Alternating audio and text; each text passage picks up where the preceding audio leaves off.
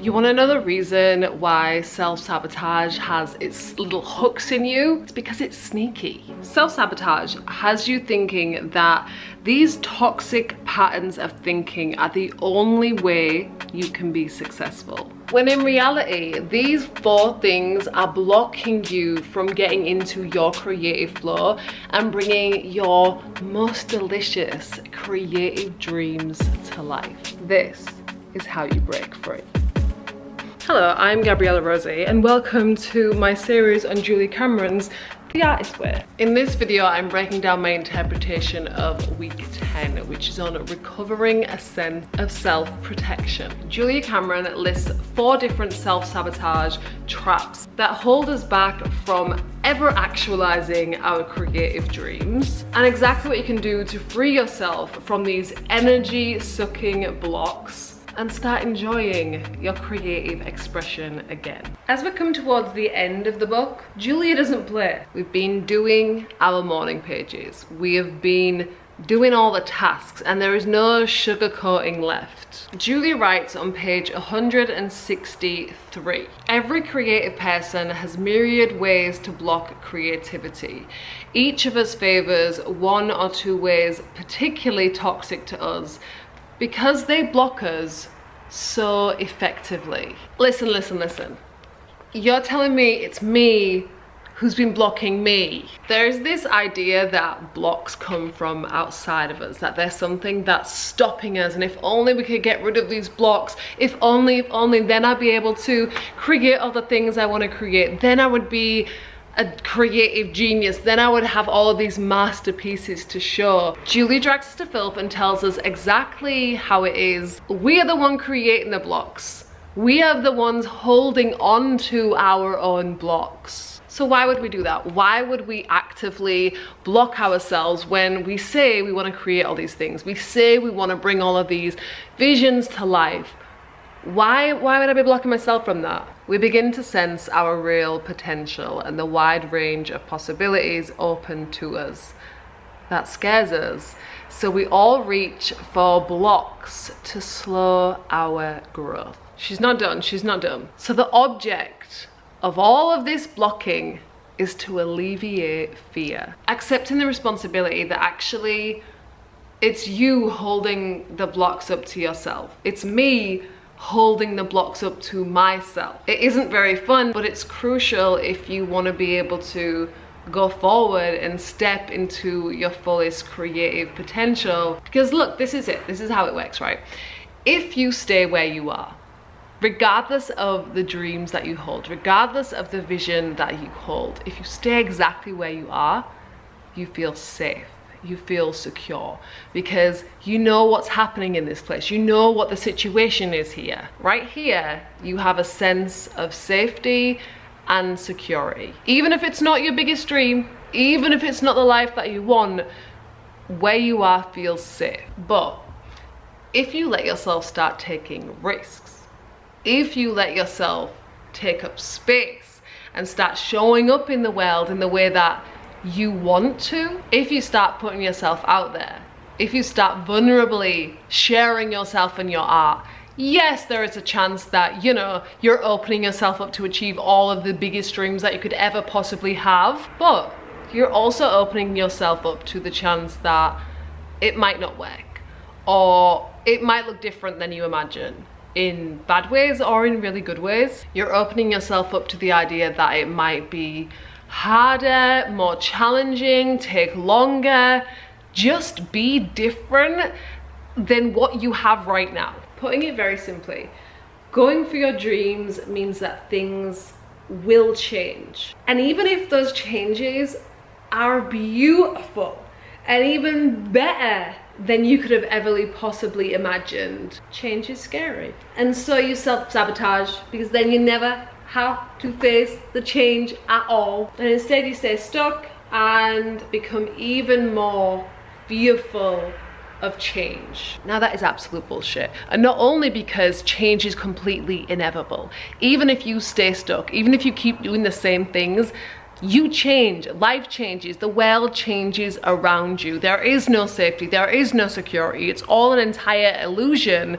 So you might as well go for exactly what you want to go for. You might as well leap into exactly the change that it is you desire. And so I'm done with this bullshit, you're done with this bullshit. I'm gonna walk you through the 4 self-sabotage traps so you can be aware of them and know exactly how to free yourself and create the exact change it is that you desire with courage and enthusiasm. Number 1, workaholism. The addiction to busyness. If you are too busy to make time for your creative practice, then you're too busy to tune into your dreams. When you tell yourself that you are too busy, you've got all of these things going on, then it becomes really easy to continually brush your creative practice further and further to the bottom of your to-do list. There's so many more important things for you to be doing every single day. Time presses on and you look back and see that you've made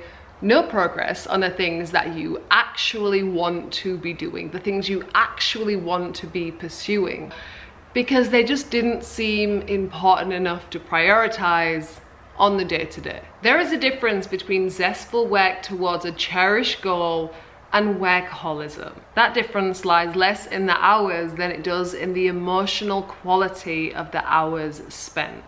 When you're working 10 hours at a job you don't fucking like, compared to when you're working 10 hours on a project that lights your soul on fire, I don't need to tell you that that feels different. Because we just have this one umbrella term of work that relates to all of these different things, it can get a little bit confusing, but you know what it means when you're doing the work you want to do. The cure to this self-sabotage trap, to pay attention to your priorities and how you actually spend your time. Not what you say your priorities are, but your action and how you devote yourself based on your true priorities. And there's probably things that you want to shift and realign there. Bringing your creative dreams and visions to life, it doesn't have to be this thing where you dedicate every single minute of every single day to it. But if you decide that you're going to dedicate 20 minutes, 10 minutes, 5 minutes a day to working on your creative projects,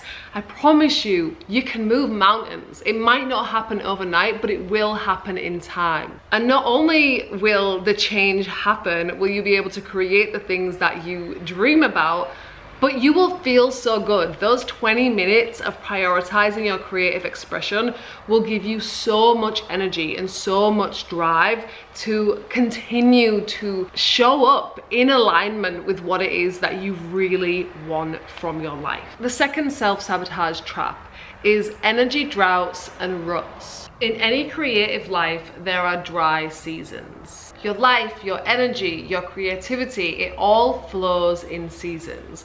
The way that you show up isn't gonna be consistent. It's going to change. You're not always gonna be in these high, active, creative periods. You'll be in periods of rest. You'll go through periods of inspiration gathering. It's gonna change, it's gonna ebb, and it's gonna flow. And when you're aware of that, it just relieves a lot of pressure. I love how Julia Cameron explains a drought. So one of those periods where maybe the energy is just not popping. Maybe the ideas just aren't flowing in the way that you want to.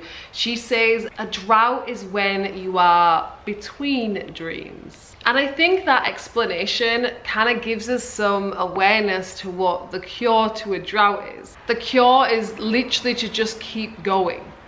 To keep showing up for your morning pages, your creative practice, to keep exploring, even when it feels like you have nothing to say, even when it feels like you're not inspired and you don't have anything that you want to write about, show up. Do the thing, show up for your creative practice, write that you don't have anything to write about, because it's through this, through continually showing up, that you will get the new clarity, that you will start to come into focus what your new dream is and where you want to go heading forward. In a creative life, droughts are a necessity. The time in the desert brings us clarity and charity. If you're in a drought, if you're in a rut right now, this is what I want you to do. I want you to commit to doing the bare minimum for your creativity every day, to prioritize creativity even in the tiniest way, whatever feels good for you, whether that's watching an interview that inspires you, or writing for 10 minutes, or filling out one page in your sketchbook. Show up and remind yourself that you have this creative ability, that you have this as a tool to use to comfort you, to guide you, because your creativity is the way that you work through the stickiness. And when we stop tying our creativity to this need for a productive output, then we let ourselves really enjoy it, and we let ourselves tap into our own creative expression for the trueness of what that really means. The third self-sabotage trap is the law of fame. It is easy to confuse fame with success. Fame is a spiritual drug. In the book, fame is described as a byproduct of our artistic work. And because we often see people who have found actual creative success, who have made things that have impacted other people, because that can often correlate with fame, we can confuse the two things and mistake what we really want with fame and with attention for the sake of attention. So the danger of fame is that it shifts our thinking from, is the work going well, to how does it look to them?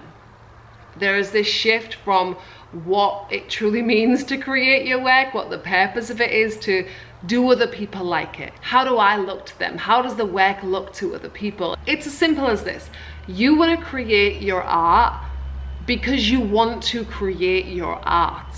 The thing is the thing. But instead of being a writer, fame convinces you that you want to be a famous writer. And only if you're a famous writer does it count. The pursuit of fame is a bottomless pit. It's never gonna give you satisfaction. This is why we see so many people who have achieved immense creative success, who've made things that have impacted millions and millions of people, and they have so much fame and yet they are wildly unhappy. This is why we have huge rates of suicide and self-harm and self-sabotage that becomes so tied with the image of a creative that it can be almost difficult to separate the two things and to not think that all artists have to be that way. What we crave through the pursuit of fame is appreciation. This is lovely. It's very human. It's because we are people who live in communities. We want to create because we want to be able to communicate with people. We want to share something that's going to help people, that's going to be of value to other people, that's going to bring out all of these different feelings and emotions in other people. It's a way for us to connect. But if we're not careful,